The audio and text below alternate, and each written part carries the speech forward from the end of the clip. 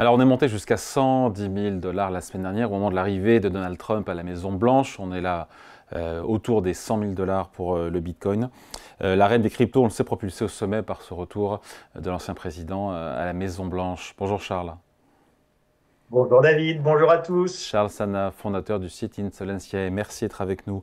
Un second mandat, disent certains, donc de Trump, qui ouvre une nouvelle ère pour les cryptos. C'est vrai qu'on a un président qui s'est présenté comme pro-crypto et qui a promis même une réserve nationale de Bitcoin aux États-Unis, qui veut déréguler tous azimuts et qui a même lancé sa cyberdevise, le dollar Trump, quelques jours avant son intronisation. Et le Melania Trump aussi, me Oui. semble-t-il, le Melania Coin. Donc oui, et avec des milliards de dollars engrangés par le président des États-Unis avec le lancement de sa crypto-monnaie. Alors crypto-monnaie, crypto-actif, dérégulé. Engouement, voilà tous les mots que vous avez utilisés, David, et sur lesquels je vais me permettre de revenir pour partager quelques petites réflexions, notamment autour de cette histoire d'engouement et de dérégulation. Alors, je crois que là, il faut tenter d'analyser pour comprendre ce qui peut se passer. Alors, non pas à court terme, on a un engouement, et cet engouement, c'est de la spéculation. Donc, les gens qui achètent aujourd'hui du Bitcoin, et Madame Michu qui demande à son fils, dis-moi mon chéri, toi qui es moderne et qui est un jeune geek, explique-moi comment acheter du Bitcoin. Madame Michu, elle fait pas ça parce qu'elle comprend le Bitcoin, elle fait pas ça parce qu'elle est convaincue par le Bitcoin, elle fait ça juste parce qu'elle voit que le truc il monte et elle se dit j'aimerais bien monter dans le train et moi aussi gagner de l'argent sans rien faire. Et ça s'appelle de la spéculation pure.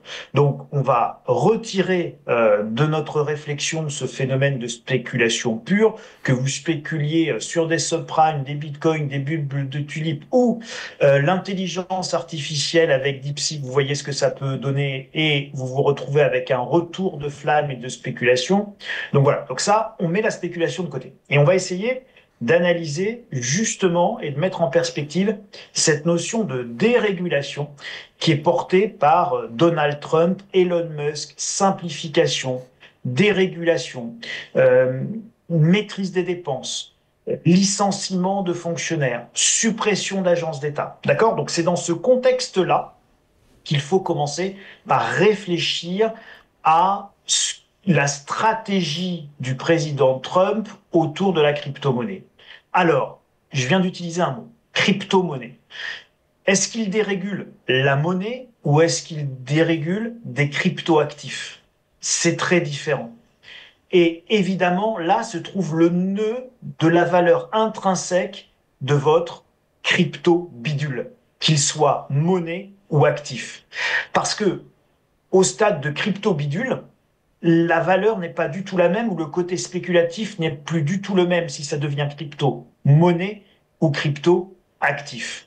On va rajouter un autre degré de réflexion. Donald Trump a en même temps qu'il a autorisé plus de choses autour des crypto-monnaies, il a indiqué qu'il interdisait à la Réserve fédérale, donc la Banque centrale américaine, d'initier, de mettre en place ce qu'on appelle les CBDC, donc les monnaies digitales de banque centrale. Hyper intéressant. Pourquoi fait-il cela? Est-ce qu'il fait cela pour favoriser le Bitcoin ou est-ce qu'il fait cela pour empêcher un excès de régulation via une crypto-monnaie publique et d'État qui ne manquerait pas d'arriver, hein, on vous contrôlerait tout, on pourrait vous dire t'as pas dépensé assez vite, si tu le places comme ça, t'as tel taux, si tu places pas comme ça, t'as tel taux négatif, etc., etc. Donc une monnaie digitale de banque centrale permettrait évidemment un contrôle, une des régulations bien plus resserrées que les monnaies que nous utilisons actuellement. C'est plutôt, à mon sens, sur cette optique-là, dans cette optique-là, qu'il faut essayer de comprendre cette interdiction des CBDC par l'administration Trump qui a signé, Trump ayant signé un ordre exécutif interdisant justement le recours au CBDC par la Fed. C'est pas du tout le fait de dire le Bitcoin va devenir une monnaie autorisée, etc. Et je pense que là, il peut y avoir un hiatus sur les marchés crypto qui s'enflamme sur le côté positif que peut amener Trump, mais qui, à mon sens, ne sera jamais la volonté stratégique fondamentale du président Trump. Et là, je vais partager encore un autre élément de réflexion que je soumets à la sagacité, encore une fois, de tous ceux qui nous écoutent. Vous n'êtes pas passé normalement à côté de la volonté d'hégémonie, de puissance ou de domination du président américain. Il veut le Canada, il veut le canal de Panama, il veut le Groenland, il veut le beurre, l'argent du beurre et bien entendu le sourire de la crémière. Et je laisserai la crémière faire ce qu'elle veut. Ça veut dire quoi? Ça veut dire que dans un contexte d'hyperdomination, peut-on penser raisonnablement un seul instant que Donald Trump ne va pas utiliser la force du dollar, la suprématie monétaire américaine comme une de ses armes ou l'un de ses outils, évidemment, de domination et d'hyperdomination? Donc attention, voilà, moi je voulais juste remettre en perspective, David, avec ces éléments-là, l'engouement actuel qui me semble beaucoup plus lié à de la spéculation sans grand fondement et à dire attention, méfiance, il se passe des choses très fortes sur les marchés des cryptos, mais il n'y a pas que du positif absolu à y voir. Après, il y a déjà, et c'est le point aussi dont je voulais parler avec vous, il y a 12% des Français qui détiennent des cryptos, selon l'Association pour le développement des actifs numériques. Essentiellement d'ailleurs, et ce n'est pas une surprise, les 18-34 ans. C'est plus que pour les actions. Et je reviens à l'idée que c'est la promesse de gains faciles qui évidemment pousse et qui attire. Il faut rappeler que le Bitcoin a fait x7 en 18 mois. Et le président de cette association nous dit 30 à 35% des Français pourraient détenir des cryptos d'ici à 5 ans. Ça pose plein de questions. Est-ce que vraiment c'est pour tous? Est-ce que tout le monde a conscience des risques encourus, même si c'est x8, j'ai dit x7 en 18 mois? Quelles conséquences, alors qu'on a déjà des Français qui détiennent plus de cryptos que d'actions en direct? Chacun fait ce qu'il veut, c'est ça qui est extraordinaire avec un marché libre, c'est qu'on investit tous comme on le souhaite, simplement il y a là aussi un certain nombre d'éléments à partager. D'abord, le premier, c'est que vous voyez que j'ai la barbe blanche, donc moi j'ai vécu quelques bulles, j'ai vu quelques bulles et j'ai vu quelques explosions de bulles. Donc ce que je sais, c'est que forcément, il y a dans toute nouveauté des mouvements de spéculation qui sont plus ou moins irrationnels, avec des envolées qui peuvent être absolument exceptionnelles, des fortunes qui peuvent se faire, mais surtout beaucoup de fortunes qui peuvent se défaire. Donc attention. Nous avons tous nos courbes d'apprentissage. Et dans nos courbes d'apprentissage patrimonial, eh bien, nous avons tous besoin en général d'être victimes d'une bulle spéculative pour comprendre intrinsèquement ce que c'est qu'une bulle spéculative et pas se croire simplement plus malin que les autres parce que moi, j'ai compris que la crypto, c'est absolument génial. Donc, j'en achète et puis ça monte et puis regarde comme je suis riche. Bon, ça, c'est le degré à peu près zéro de la gestion patrimoniale, mais on est tous passés par là et le vieux que je suis a été un jeune qui s'est fait rincer pendant la bulle Internet.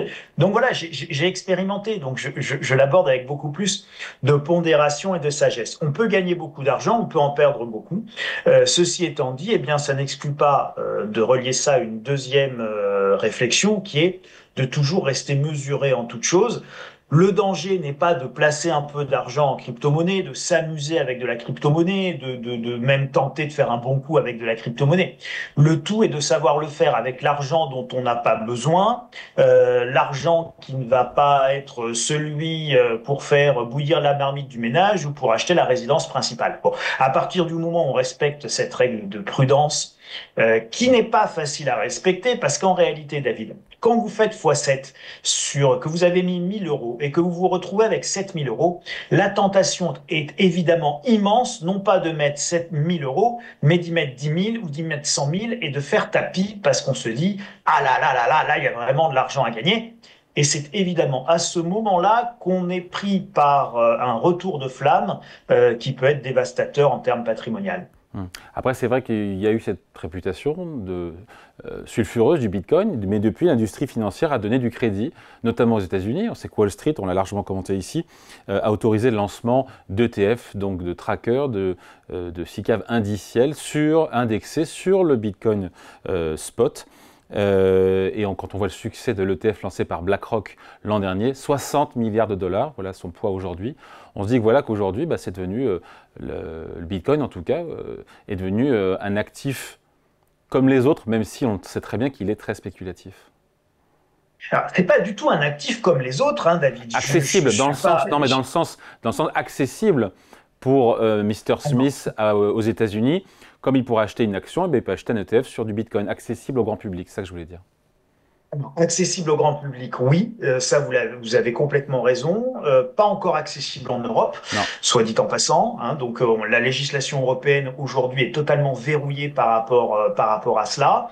Est-ce que ça suivra la législation américaine? C'est quasiment presque à espérer pour ceux qui veulent s'amuser avec. Ça sera certainement beaucoup plus sécurisé de le faire de cette façon-là que de passer par plein d'exchanges. On a énormément de fraude. D'ailleurs, l'ACPR mettait vraiment en garde en disant que attention, les placements autour du Bitcoin aujourd'hui en Europe, c'est la principale source aujourd'hui d'arnaque et de fraude au placement. Donc, j'en profite pour encore une fois partager avec tous ceux qui nous écoutent un message de vraiment grande prudence et vérifier sur la CPR.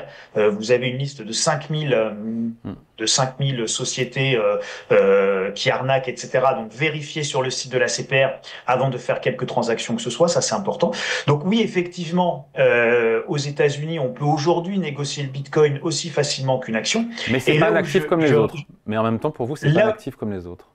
Et non, c'est pas un actif comme les autres parce que, David, le Bitcoin, c'est rien. Alors, il y en a encore, ils vont me dire, mais Charles, vous avez rien compris, rassurez-vous, j'ai très très bien compris, et je maintiens ce que je dis, le Bitcoin, c'est rien.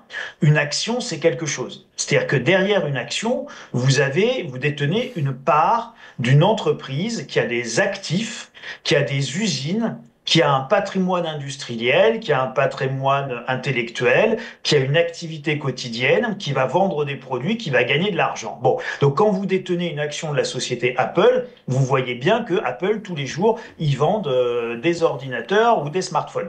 Donc on ne se pose même pas la question de savoir ce que fait Apple, on sait bien ce que fait Apple, et donc Apple a une vraie valeur. Ça peut fluctuer, la valeur d'Apple peut baisser, peut monter, peut chuter, peut s'effondrer même, mais vous avez quelque chose derrière. Une crypto-monnaie, vous n'avez rien derrière. Vous avez juste une question d'offre et de demande. Mais une question on pourrait vous dire pareil demande. sur l'or aussi, le métal jaune. Alors, vous avez une vraie différence là-dessus, David. C'est que le métal jaune, quand vous détenez une pièce d'or, vous détenez une pièce d'or. Alors, si demain, plus personne n'en a rien à faire du métal jaune et que plus personne ne veut de bijoux en or, je vous dis pas que la valeur de l'or peut pas chuter considérablement. Je vous dis pas non plus qu'elle peut pas monter encore. Je vous dis simplement que vous allez détenir quelque chose de physique. Aujourd'hui, dans le Bitcoin, vous n'avez rien. Mais je vous dirais la même chose pour du cuivre, David. Si vous achetez un lingot de cuivre, vous pouvez en faire des tuyaux pour votre arrivée d'eau ou pour votre système de chauffage. Bon, mais on peut aussi remplacer ces tuyaux en cuivre par des tuyaux en PER et pourtant le cuivre continue à être vendu. Donc, vous avez quelque chose en face. Là, aujourd'hui, sur le Bitcoin, il faut vraiment, enfin sur les cryptos au sens large, il faut vraiment faire la distinction entre la technologie blockchain, encore une fois, et ces crypto-monnaies, crypto-actifs qui ne valent quelque chose que sur la croyance qu'il y aura plus demain de gens qui voudront en acheter qu'hier. Et c'est le seul facteur qui aujourd'hui explique la valeur de ces crypto-actifs et c'est dangereux. Donc, encore une fois, ne soyons pas naïfs. La volatilité sur ces actifs, elle est encore loin d'être terminée.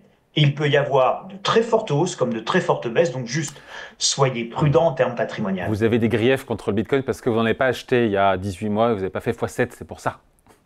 Exactement, ça doit être ça. Je vais rester pauvre, David. Allez, on sera ensemble. Merci en tout cas, explication, point de vue signé Charles Sana, fondateur du site Insolencia. Et merci Charles, salut, bonne semaine. Merci, David. Merci Ciao. tout le monde.